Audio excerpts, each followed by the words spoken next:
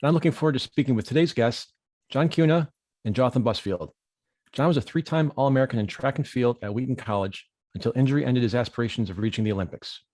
He earned his master's degree from Lesley University in clinical mental health counseling and is the co-owner of Riser and Tread, a Massachusetts company dedicated to helping males ages 8 to 25 step up and move forward. Jotham Busfield attended Temple University, where he completed his thesis in therapeutic space, graduating with a degree in architecture in 2006. After 2 years, he switched fields to clinical social work in order to help people more directly. He co-founded Riser and Tread with Jon Cunha in 2019. Jon and Jotham, welcome to Next Steps Forward. Thanks for having us, Chris. Thanks, Chris. Glad to be here. Thanks for your time. And we're not going to talk about what happened over the weekend at Fenway, being Boston guys. So we'll just leave that for another show. Low blow. Different show. Too soon? Too soon? Sorry about that. Way too soon. Way too soon. Yeah. So your work makes a strong connection between boys and young men, sports and mental health.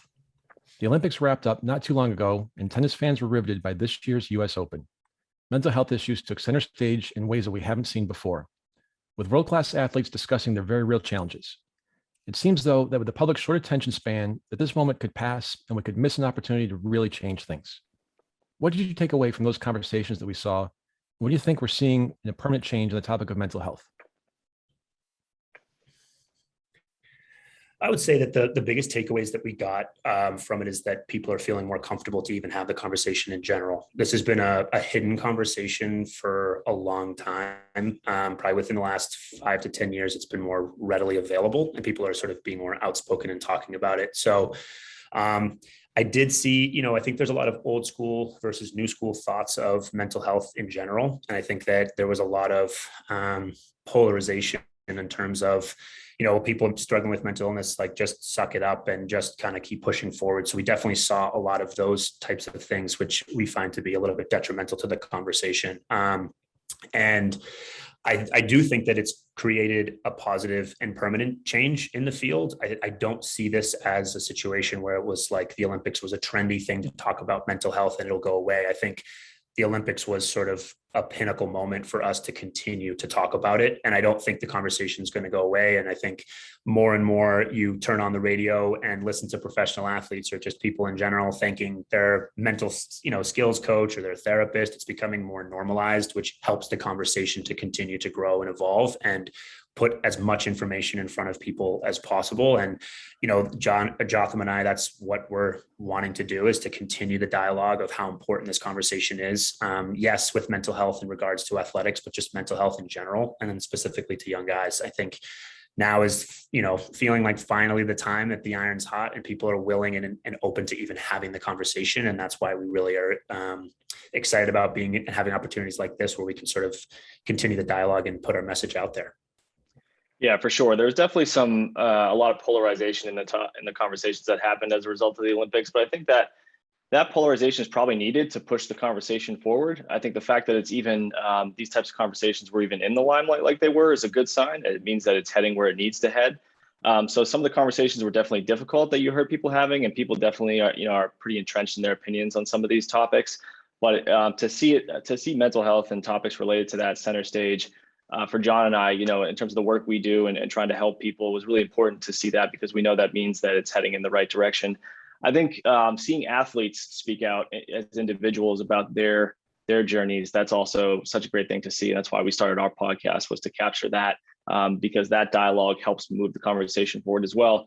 I think one of the hardest parts about some of the conversations you saw happening with the Olympics is that the media and the news cycle tends to move very fast. And I think that's a tough thing to navigate, because mental health topics and issues are not easy to understand, and they're not just what you see the first day or on the surface. They're nuanced, and they take some time, especially for someone's story, if it's happening in real time, to understand and wrap your head around what that meant to them on a whole health level, if not just mental health. It takes days, weeks, months, and the news cycle moves quicker than that. And so I think people jump to conclusions very fast. So that makes it a little bit hard. But overall, I think it's a great thing that these dialogues were happening, and it's moving the conversation in the right direction. And I love the concept of sports and mental health. As my listeners know, I'm a huge sports junkie, as we just talked about a few minutes ago. But one thing I've noticed, and probably almost every show I mentioned him, Indianapolis Colts owner Jim Irsay and one of their star linebackers, Darius Leonard, the Irsay family started something called Kicking the Stigma. and it's all focused on mental health, and it's okay to not be okay, which has been a big phrase through all this.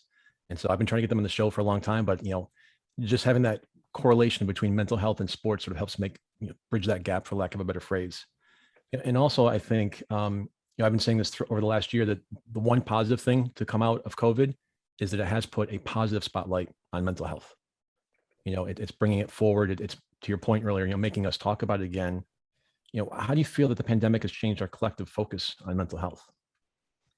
I think there's probably a few factors with that. I mean, anytime a global pandemic happens, it puts something like the concept of trauma, safety, fear, anxiety, those things, it puts them center stage for everybody at the same time. So I think that is something that I'm not sure we're really going to fully understand the impact of that on our collective kind of, culture and communities until some time has passed. But it did force people to kind of look in the mirror and realize that mental health is a real thing. It's not something that certain cultures talk about or certain people talk about. It's real, and it's something we have to take seriously outside of a pandemic. And I think that's one thing that is going to last beyond this, is that it forced the entire culture, the entire world to confront what mental health means.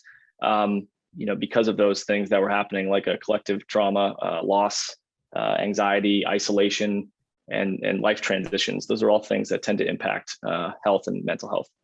Yeah, I agree. I think it's always been there. I think it's been prevalent. I think it's been the undercurrent that's been going on throughout everything. And then, we all had to be in isolation for a long time. You remove distractions, opportunities for joy, like the things that people were doing to try to sort of just like cope and manage. And those were all sort of taken away. And then that's why I don't think it's new. I think it's just new to our attention on a global scale. And I think that, like we said before, now is sort of the time where we actually get to really press this and talk about this as an issue that everybody experiences, and just trying to offer some support around those things that come up.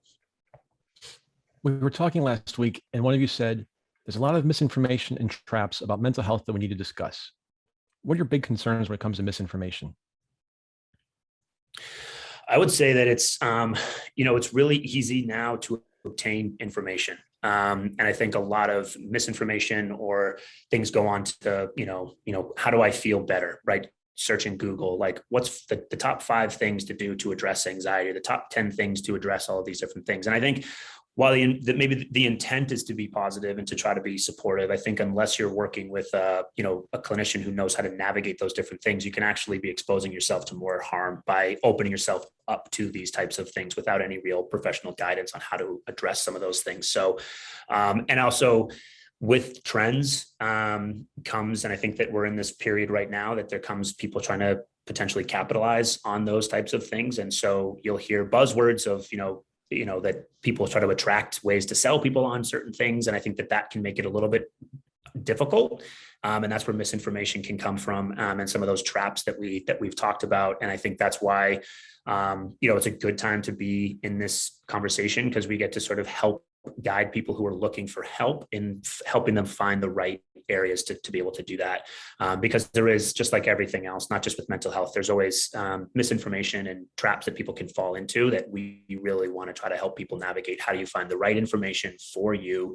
And that's highly independent and personalized, and searching top 10 things that will help you with that. There might be good information, but if it's not sort of personalized to you individually, it can cause actual harm. I saw an article in which a doctor recently said the mental health and well-being of young males aged 15 to 24 are not being adequately addressed. What are some of the reasons that we're falling short in this arena? That's a great question. I mean, we talked about the pandemic, so I think that certainly pushed mental health and mental health issues for a lot of people. So that didn't help. I think in general, one thing that comes to mind is the lack of providers. I think in mental health in general, we probably have a shortage. Probably did before. Now we definitely do, just because of how many people need help. So there's a lack of people out there, qualified and good at the work. So that's part of it.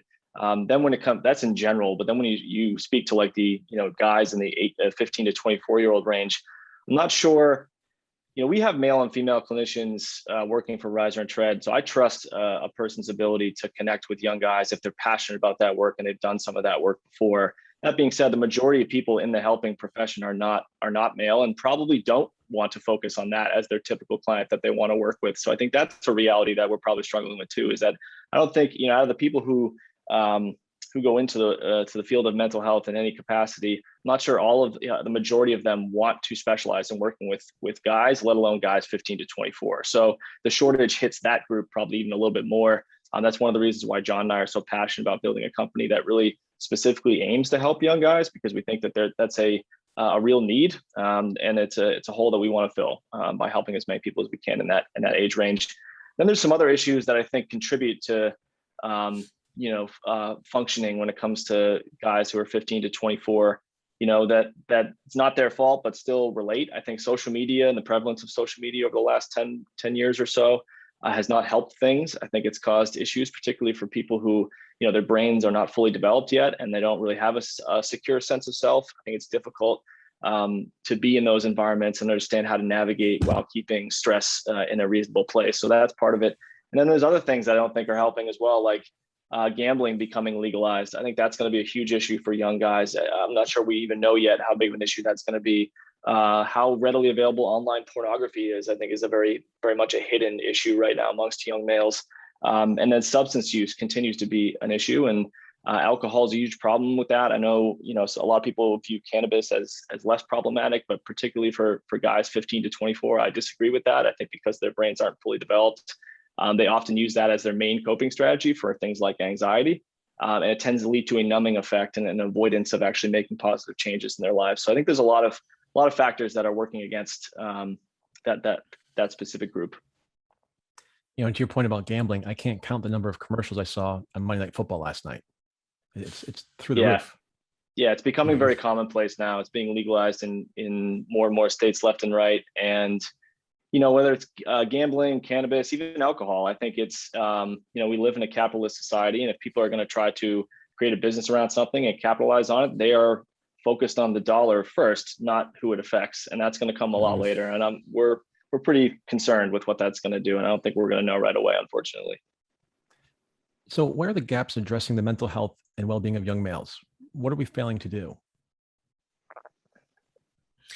I think to Jotham's point, I think having a presence in the field is one. I think a lot of the conversations, to Jotham's point, like gambling or pornography, are hard conversations to have, and I think that we're not having enough of them. I think how we talk about mental health needs to shift, specifically around young guys, like helping it be more available to them or more of a safer topic for them to come and talk to. I think there's still lots of generalizations and misunderstandings or misinformation about what therapy is, right? So, coming in and lying down on a couch and talking about deep, dark secrets, right? Like certainly that stuff will occur, but if that's the image of what therapy will be, it's not a very appealing thing, right? Especially for young guys who grow up in a society that tell us don't talk about feelings. It makes you weak if you do, working against all of those things. And so they're working against that and then trying to come to a place that says that you're going to do those things. It doesn't really work. And I think that's one of the gaps. And I think that's one of the things that Jotham and I talk about is just how do we shift the language around mental health and receiving help that isn't going to be such a stonewall for people to want to reach out to obtain the information and to obtain the help that they need. I totally agree with John on that one. Just to add a little piece to that, I think, how we educate young guys about mental health, I think makes all the difference. And I think what we tend to see the most is that from the school and or parent side, I think sometimes they're talked at instead of spoken with. I think that's a big thing. And then if they're working with a mental health professional, I'm not sure a lot of people in the mental health field understand how to connect and get on the same level as a young guy. And I think that's what John and I kind of specialize in doing, what our company specializes in doing, and also why we created our podcast. We created the Grim Drive podcast as a way to use pro sports and athlete experiences as an approachable way to learn about mental health without the spotlight being on the person. I think that's often the first step, is how do we educate young guys about real mental health topics without them feeling like they're being accused of having something wrong with them. Anytime we can create that as an environment for learning, I think it makes a huge difference. It gets the wall to come down because they'll be interested, they'll be intrigued and curious and start to listen. And then they'll maybe have that resonate with their own life to the point where they're willing to get help. Well, John, you just mentioned shifting the language, and Jotham just made some great points. How can sports reduce the stigma that is still attached to mental illnesses and mental health issues, especially for these young males you're working with?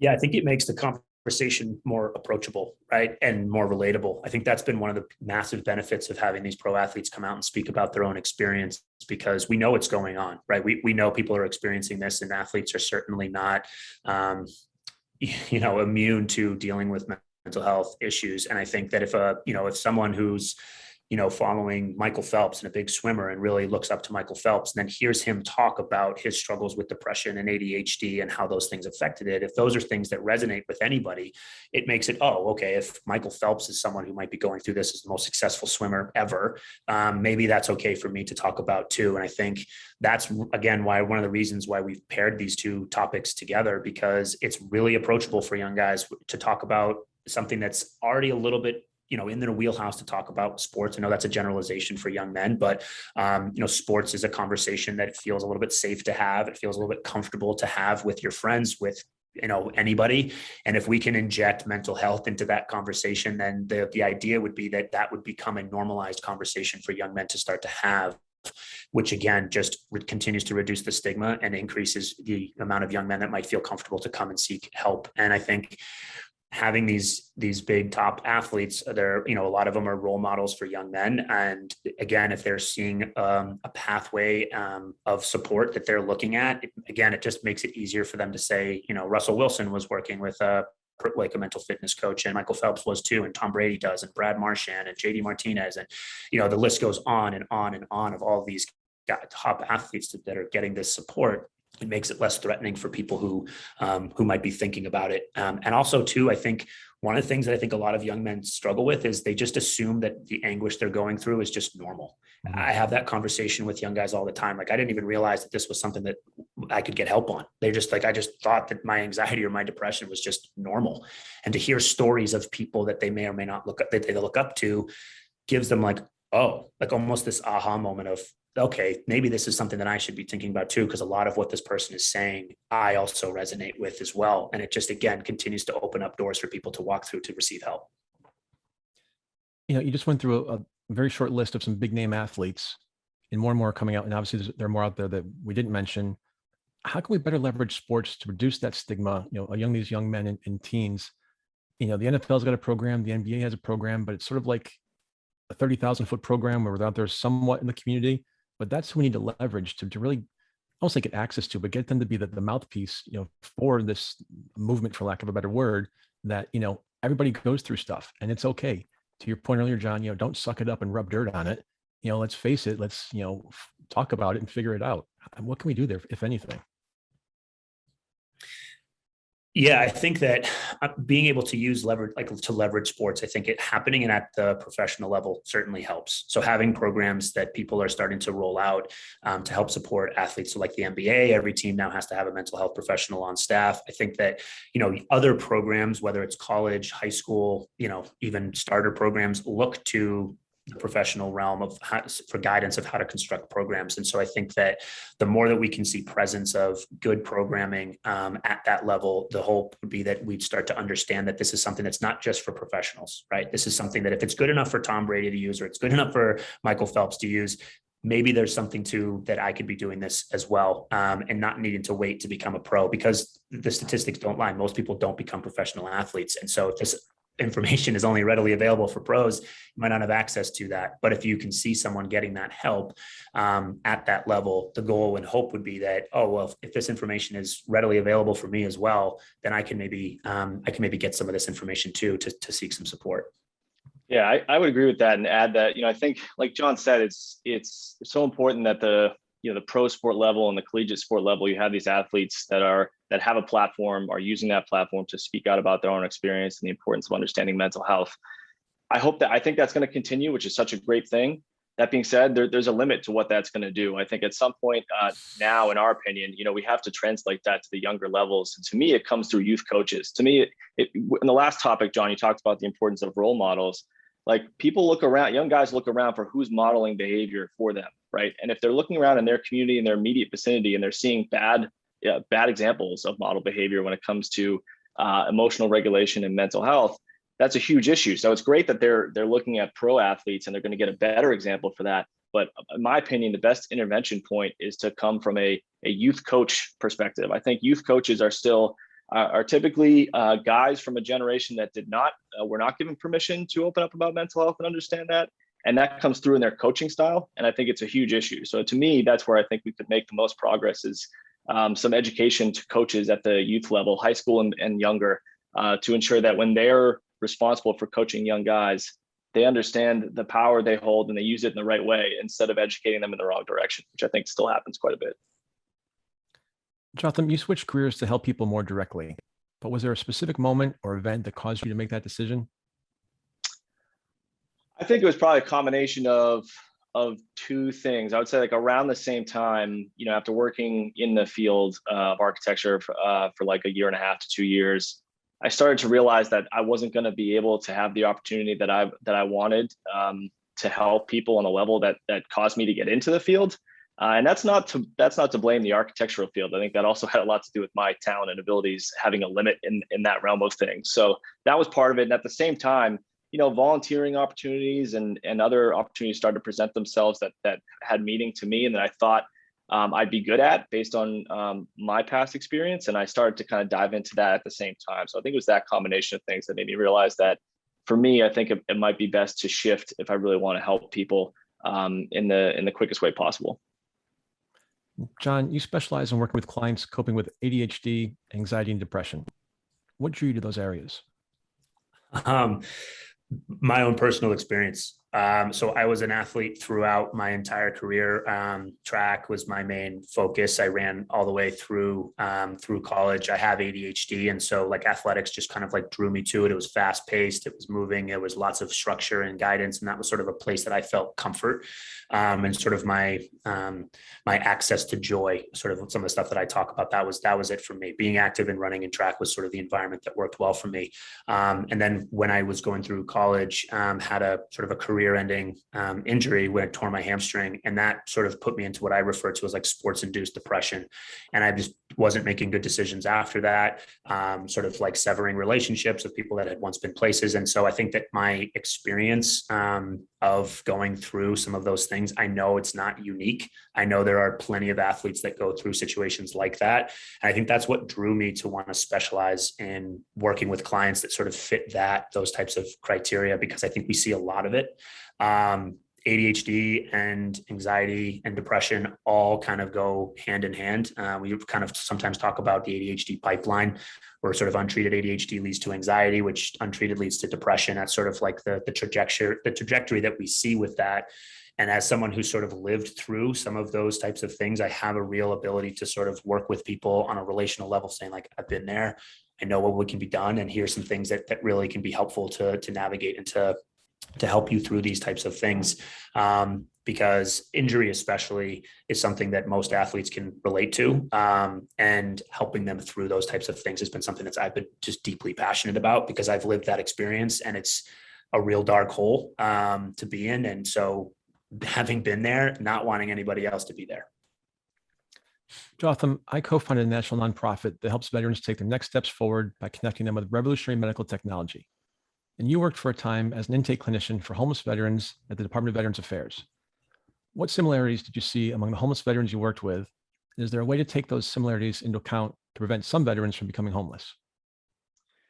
Yeah, I would say the main common kind of bond, I would say, is trauma. And sometimes that's trauma as it relates to their military experience and or trauma that preceded their time in the military. And I think one of the things that even, the Simone Biles topic brought up, but a lot of the mental health and sports kind of examples that keep coming out recently is just showing how many people deal with trauma on different levels and how impactful it can be on a person's life and the people in their lives.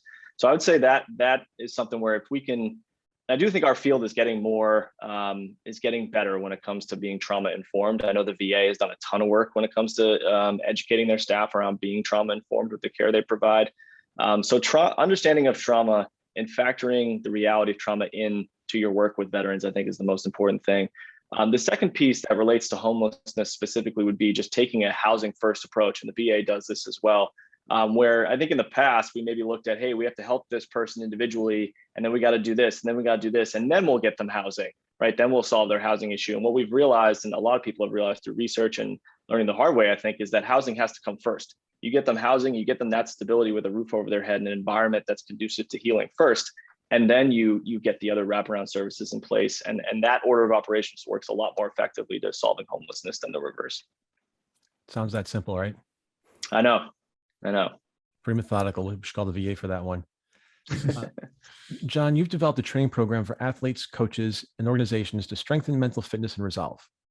How did you develop that program, and what does it include?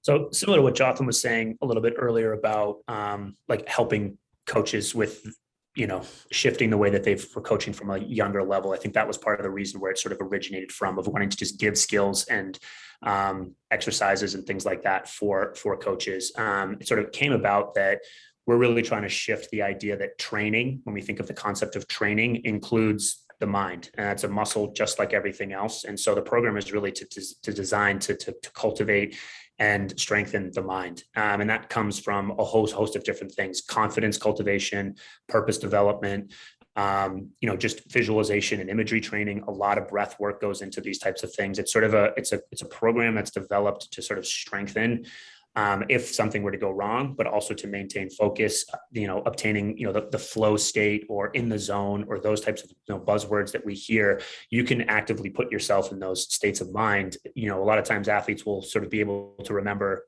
one case where they've got into that. And I can actually teach ways that you can actively put yourself in that situation. And confidence is a big one that comes in for athletes. And that's one that we really try to center and focus around, because oftentimes athletes associate their performance with their mood or their person or their identity. And it's a really unstable place to do that. And so we really work to cultivate confidence in a place outside of just performance. Gentlemen, you're believers in something you call prehab. What's prehab and why is it important? So prehab is an idea that to not wait for something to go wrong to treat. I think that our whole culture, especially in athletics, is rehab based. So train, something goes wrong, rehab it back.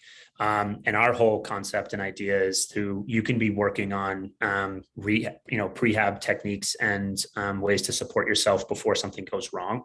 What we usually see, especially with injury or significant injuries for athletes, is that they go through an injury and then they're taken away from probably their primary sense of joy. They're isolated from their teammates in some capacity, and they sink into a dark hole. And then asking them to support themselves when they're already feeling at their lowest is really, really difficult to do.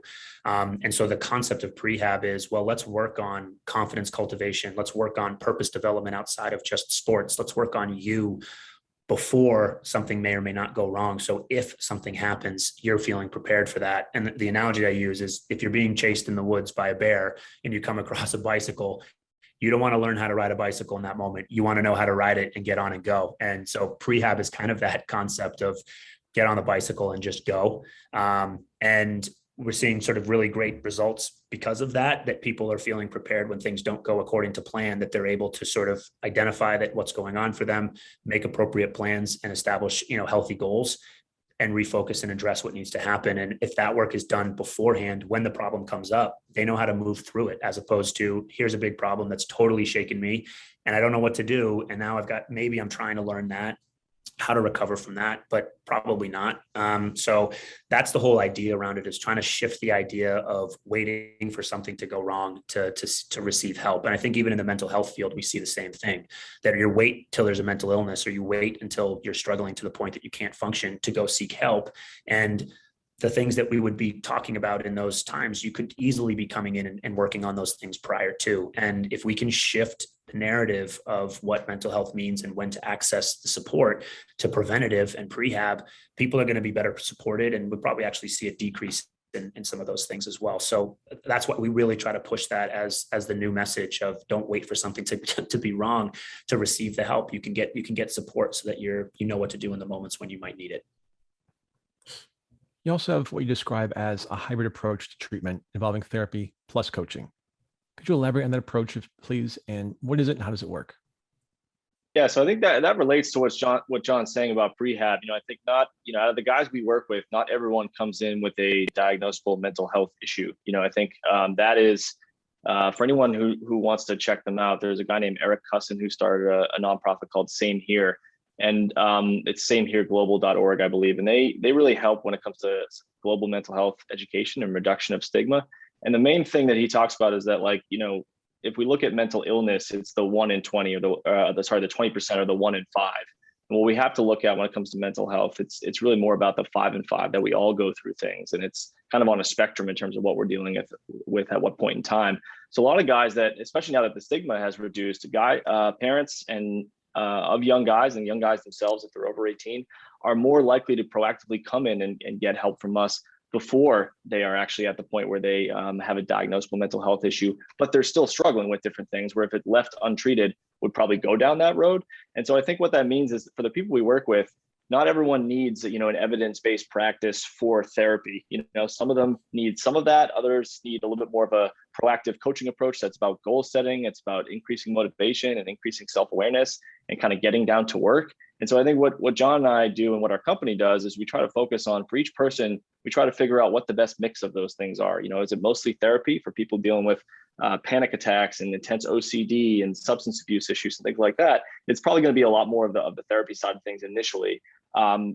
Whereas for someone who's not that far along in what they're struggling with, it might be more of a heavy coaching based approach, particularly with athletes we work with and things like that. And so I think it's about combining those. And I think what we do is the coaching, sometimes, it's about goal setting and really motivating a client when it comes to understanding, how to develop purpose, like John talked about, and how to really tap into their purpose and their passion and what moves them as a way to kind of increase motivation and get them moving forward. Other times it's just about our demeanor. I think our demeanor is that of a coach, right? I think most young guys, when they come into therapy, they have an expectation of what they're about to encounter. And it often leads to them not wanting to come in, period, for the first time, until they come in and they actually meet us and they're like, this dude's pretty cool. Like he's all right. Like, I'll give this a shot. And that's the wall coming down. Their mind is open. They're at least willing to give it a chance, which I think is all we can ask for, right? If they're willing to give it a chance, we got to handle the rest with our professional abilities to work with them on the stuff that's important for them. And so I think in terms of our demeanor, that's also where coaching comes into play. Yeah, I agree. That's one of the biggest things I get is like, I asked, like, was this what you were expecting things to be? And the most common thing is like, no, this is nothing what I was expecting this to be like. That's awesome. That's what you want to hear, right? That makes your day. Yeah. Mm-hmm. That's why you do what you do. That's terrific. Yep. So you both also believe that typical outpatient sounding board therapy is not enough to help the struggles associated with ADHD. What is the best approach from your perspective? For ADHD, I would talk about that question with relative to ADHD and just young guys in general. I think when it comes to ADHD, a highly structured coaching based approach is typically what works best, just because someone who has ADHD, they typically lack some of the internal structure, especially at a young age, to stay organized, to stay focused, to stay on top of things. So having them come in and talk about what they're struggling with and sort of the emotional side of things, it's still important, but it's not going to really implement the structure they need to actually make changes on a day-to-day basis. So that's part of it for ADHD. I think in general for young guys, especially guys that are under 25, they need feedback. They need tools and strategies. They need steps they can take. They need help sort of guiding a process to learn about themselves a little bit more. And that doesn't always just come from a therapist kind of yesing them up and down and giving some here and there and getting them to talk. Listening is important, but they need more than that, and they want more than that. And so our focus is how do we provide, we don't like to give advice or tell them what to do, but we like to be a little bit more proactive in giving some feedback and direction for things they can be working on so that they can, speed up the process of getting better and feeling good about themselves, if that makes sense. Mm-hmm. So you talked about they want and need more than just a couple of Totally agree to get that. So let's talk about the intersection of young males, sports, and mental health. How do we teach these young men that mental health is as important as physical health? I think, to Jotham's earlier point, I think earlier exposure to the benefits of it is going to be huge, right? And I think, from a coaching perspective, incorporating the mind into training wasn't something that was done for a long period of time, right? You strength train, you go to the gym to build muscle, you do practices, you do drills, you do all of those different things to increase like your physical body. And I think a lot of times we forget like your brain is a part of your body, right? It just requires different types of training. And so I think that's one of the key things that we really try to emphasize when we talk about training. I'm not just talking about going to practice for 2 hours a day and doing your drills. I'm talking about making sure you're waking up and doing your morning routines and making sure you're doing affirmations and goal setting and visualization training, like that is now a part of your training, and helping to just shift the dialogue around that for them, and understanding of that when we talk about training, we're talking about your mind as well. And I think that just comes through more increased conversation and exposure at a young age for kids to understand and adopt some of those different things. I will say that I do see a little bit of shift and change, but there's a lot of work that needs to be done around that. And so, when we're thinking about, offering our programs, we're targeting high schools, colleges, places like that we can really be going in and doing earlier intervention of like the importance of this. I think it's just one of those ideas that for a long period of time, when we thought about training, it was just all physical, right? But training the mind and the brain is a part of your body that just needs to be trained as well. There's just different exercises that you need to do for that. The stuff that we do through programming and through the work that we do, I refer to it as weightlifting for the brain. And then it literally, Sarah Lazar out of Harvard talks about this, and she's done the neuroscience and research to prove these things, but it physically grows gray matter in your brain when you train it a specific way. So it's literally no different than going and doing a bunch of curl ups or, push-ups or bicep curls to build muscle. You're doing the exact same thing for your brain. That's just leaving you better prepared to manage stress as it comes up, but also to increase focus, determination, all of these different things. And if we can incorporate the word training to include those things, I think that it will start to be just normalized, and people won't even give it second thought, which is, I think, the ultimate goal, that when we think about training, this is just a part of that conversation. You touched on something there that I've mentioned a few times in other shows that I love, and it's not a new phrase, but one that's becoming more mainstream is brain health. And there's the Center for Brain Health at the University of Texas at Dallas that really is at the tip of the spear of this research and this work. And you talked about exercising your brain. They're thinking that we learned a lot, that you can't smoke and drink all day from heart health perspective. And then physical activity in the 80s was a big thing. So now brain health, in the 2020s is the next new thing. And so love that we get that phrase out there more. And to your point, your brain is a muscle, and that needs its exercise too. And so let's train that along with the rest of your body. Yeah, I agree. And I think our brains are actually pretty geared and focused towards negativity. And so if you're not actively working against that, you are still practicing, right? You're just practicing it incorrectly. And I think that's another reason why it's so important that we teach some of these skills, so that you can not only combat what your brain is just pre-programmed to do, but you're also giving some skills to build and to be able to, first of all, identify that you're in a negative headspace, and then refocus and reframe into something more positive. Well, along the lines of negativity, are there negatives related to sports and young males' mental health? And by that, I mean, I'm thinking of kids who aren't the all-star athletes, and they might be bullied or shunned by teammates who are better at sports. Yeah, I would say that that's always a possibility of those things that are going on, like not the star athlete or the star piece. I think a lot of pressure comes along with being the star as well. And I think this is where you can really look to cultivate like team culture and environment. And I think that if coaches are able to do that, I think this is an area that we really look to expand upon, and we talk about this specifically within our program of how to create a culture that builds off of both communication and support. Because oftentimes, and by no fault of coaches, that they prioritize time with their top athletes, right? They're the ones that can get them the wins. They're the ones that sort of put that. And I think that a lot of, which for a few reasons, one, puts added pressure on those athletes to be perfect, to always be performing, which comes with its own challenges. But then for the people who aren't that, it sort of puts this image of like, well, am I not good enough to get support as well? And it sort of creates all of these different pieces, which again comes down to education for coaches as well, especially at the young age when these types of thoughts and feelings are being really formulated and cemented, which is why just supporting that is so important. But if you can teach coaches how to incorporate everybody to stay focused on things, and as problems arise, to provide an environment that they feel that athletes can feel that they're comfortable and confident to come and speak to them about what they're going on and what's going on for them, those types of issues sort of mitigate. And there's really nothing like being part of a team. High school specifically, you get 4 years of it and that's it. And it's definitely a different beast even than from in college,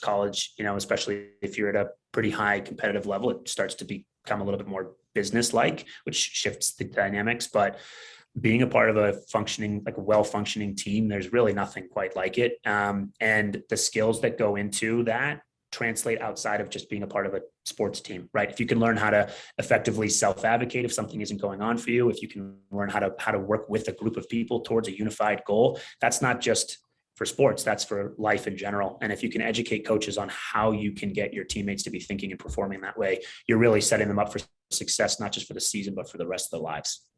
Yeah, I would agree with John on that. I mean, just to echo the sentiment about coaches being such a vital, part of this process, right? Coaches really need to know how to navigate these things with their teammates across the spectrum, the stars and the worst player, to be able to sort of light a fire and be able to communicate effectively and get the most out of them, and be able to encourage competitiveness while also encouraging being able to problem solve and deal with adversity and things like that. I think this conversation tends to come to a very sort of black and white conversation about hyper competitiveness versus like participation trophies. I don't think it has to be that. I think there's like a middle ground where like we can encourage being competitive, we can encourage wanting to win, while also educating coaches so that when they see someone who maybe isn't the most intense athlete or isn't the best athlete, they don't have to like reward the far opposite side of that spectrum. They can actually still work with them for them to be able to navigate the adversity and get something out of the experience, even if they're not the best player on the team, or even if the team doesn't win. That being said, being competitive is still a good thing. And we certainly support that when it comes to the athletes we work with. Yeah, some of my most memorable athletes weren't my stars. They were the ones that were never going to be varsity athletes, but showed up every single day and worked their tail off and continue to be disciplined and motivated and continue to work hard. And for a coach to be able to identify those as real skills, those are real skills that those people possess, that they're able to sort of understand they're never going to be varsity, and that doesn't deter them from working really, really hard. And as a coach, if you can highlight that as a skill and an ability for them, you support that for them, and you also continue to push them of like, this is the right way to work. That you're understanding the idea of like hard work works. And even if it isn't going to mean you're going to be a varsity athlete, this type of motivation and discipline is going to benefit you outside of this sport. And so I would say some of the most rewarding experiences as a coach, it had nothing to do with like my star athletes. You've both mentioned a number of times during the show about training these Little League and Pop Warner football coaches, because they are role models. They are leaders on the field for these young boys and young men. I've coached Little League for years for my son and with, a good friend of mine and his son. And some kids, they get comfortable with you because they know who you are. And some kids are there to listen. And some kids are there just to goof off.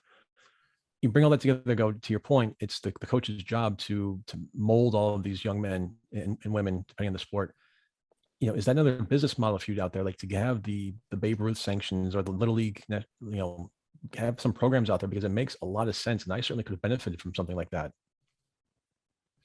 Yeah, I think so. And I actually co-wrote a book called The Coaching Zone with an author, with another gentleman called John Yeager, which specifically focuses on giving these types of skills for coaches from all levels, from professional all the way down to little leagues and things like that. I think with coaching, what we've seen is that it's not a one size fits all. It isn't. And it has to be individualized to each individual person, which requires a ton of work on the coach's part to be able to learn and understand those different things. And so it's certainly something that we're hopeful to be able to do, to put ourselves, and that's part of the programming right now is, yes, we want to get ourselves in front of athletes to help facilitate conversations and teach skills that they can support themselves.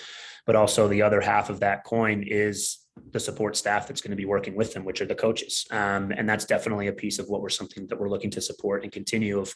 Here are some things to be able to do, right? So some athletes, after a bad performance, they don't want anyone to talk to, right? They don't want, they're beating themselves up inside their head. They don't need a coach coming and talking to them saying, hey, that wasn't a great race, or hey, what happened? They need some space, right? So timing for feedback can be really important. Some athletes need immediate support to catch them, and some need some space to be able to do that. And I think coaching coaches on how to have some of those either harder moments or just how to set a program up with inviting some of these ideas in will just better support them as coaches. It'll make their job more rewarding, and it also help it'll help the kids. And to your point, it's someone who's modeling that this type of work is important. So that's the real lesson, that we're going to spend time focusing on these things so that it's, and normalization of that, of, okay, my Little League coach talked about visualization and taking care of yourself and stress reduction.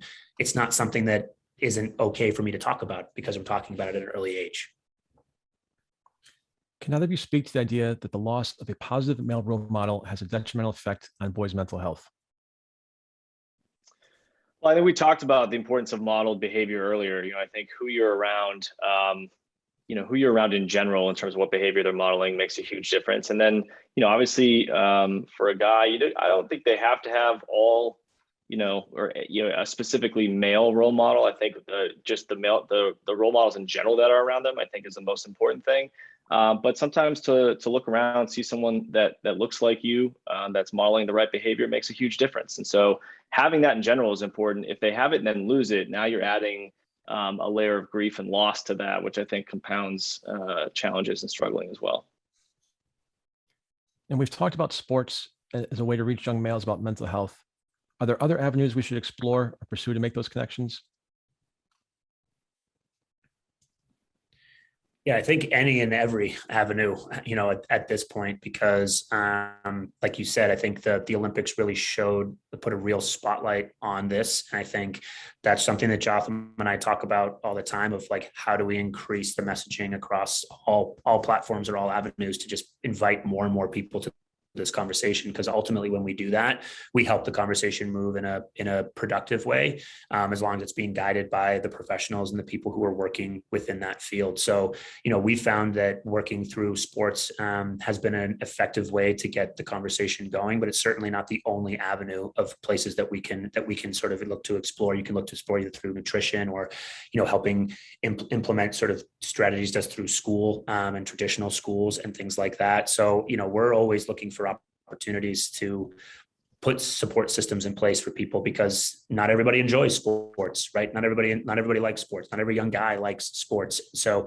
if we're not thinking about ways to help them to those conversations, they're sort of left, without getting that. And so we have to really be creative about how we disseminate the information and where we disseminate it to, because ultimately, like you said, sports is not the only place that young guys come to learn about things. There's other avenues as well. And we're constantly thinking about ways we can try to put that information in those places. Yeah, I would say, sports is really important. I mean, I think if we zoom out a little bit, it's exercise more important than just sports. I think getting them moving, I think, is a huge piece of the puzzle. Anytime we can use movement as a primer for learning in general, but particularly mental health learning, I think that's really important. And then having a group component is really important. I think guys need to be talking to some other guys their age, hopefully with someone who can facilitate that, but having these discussions with other people that they consider peers, so that it reduces the stigma even more. I think one thing John and I have seen is that on an individual level, young guys, maybe just because their parents, maybe because of what they've read on social media, are more likely to individually let the wall come down to get help on a one-on-one basis, but amongst peer groups are still less likely to be accepting of mental health topics. And so I think that's where physical activity and groups are the two avenues that we are most passionate about trying to include more and more, particularly because from a school perspective, physical activity is actually reduced. I mean, you talked about how, Chris, in the 80s, how physical activity was a really important thing. Now it seems like schools below high school are removing that more and more, to the point where there is no recess and there is no physical activity, and they get like 23 minutes to eat lunch and go outside for a second. And it's just not, to me, that's not conducive to what we're trying to change. So you both have your own podcast. Tell our audience about it and some of your favorite guests and how folks in the audience can find it. Yeah, so I think we just started to have guests come on. I think our first, John and I talked about this a lot in the beginning. Our first goal was to really shine a light, for the first 20 to 30 episodes, shine a light on the different athletes, mainly pro athletes, who have spoken up about mental health, just because we wanted to extend their platform as much as we can and use that as a way to educate people on mental health topics that otherwise might be difficult to understand. And so those, obviously, it's hard when you're an initial podcast to land, big name athletes. So I think we didn't really even go for that, because we thought it was just kind of going to be a waste of time to really be able to land those types of people. But now that we're getting guests on, I think we're looking for people who can shine a light on specific subjects that we think relate in an interesting way to mental health. And so that's not always athletes. I think we've talked to an architect. John, you talked to a guy who's a strength trainer. So we have a few more guests lined up, and that's something to look forward to in terms of what's to come on the Grim Drive podcast moving forward. Looking forward to that. Thank you for sharing that. Yeah. Jon Cunha and Jotham Busfield, you've been our guests today. Thanks for your time. Thanks, Chris. Thanks for having us. I appreciate you being here. And as always, thank you to our wonderful audience for tuning in to Next Steps Forward. I'm Chris Meek. For more details about upcoming shows and guests, please follow me on Facebook at facebook.com/Chris Meek Public Figure, and on Twitter at ChrisMeek_USA. We're back next Tuesday, same time, same place, with another leader from the world of business, politics, public policy, sports, or entertainment. Until then, stay safe and keep taking your next steps forward.